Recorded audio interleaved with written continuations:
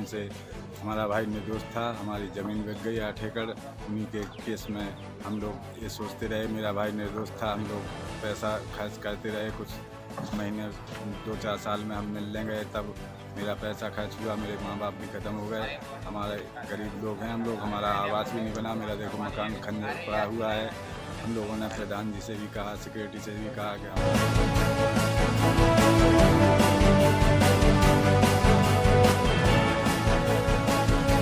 सपा की सरकार थी यूपी में, और हम पे जो केस बनाया गया था वो पैसा की उसके आधार पर बनाया गया था। पैसा मिलता था उसको इंडियन एक्ट में और 376 में, तो उसके हिसाब से हमको केस बनवाया गया। हमें कोई जानकारी नहीं थी, हम अनपढ़ आदमी थे।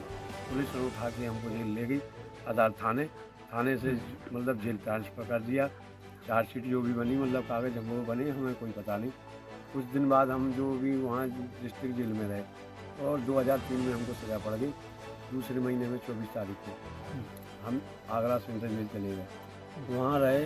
वहाँ हमने 4 दीवारी में मतलब ऐसा टाइम सेट करा कि बहुत ज़्यादा यातना परेशानी, हर चीज़ की मुलाकात, ना जानकारी घर की कोई हमें प्राप्त नहीं हुई। और घर पर जो सब कुछ था वो सब कुछ धीरे धीरे चिट्ठी कभी कोई गई अगर तो उसको पता चलता था कि सब कुछ बर्बाद हो गया।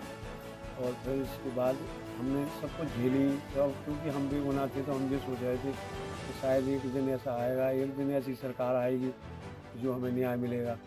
और उसी पे हम कायम थे, उसी पे हम जिंदा थे।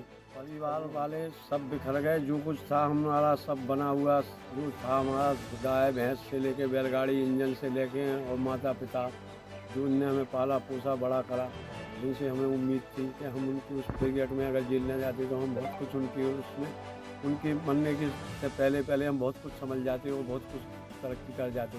तो दुनिया इतनी आगे गाँव निकल कर, गाँव का जो आदमी इतना आगे निकल गई दुनिया, हम भी कुछ होते, अपना रोजी रोटी अपने कमाने लायक होते।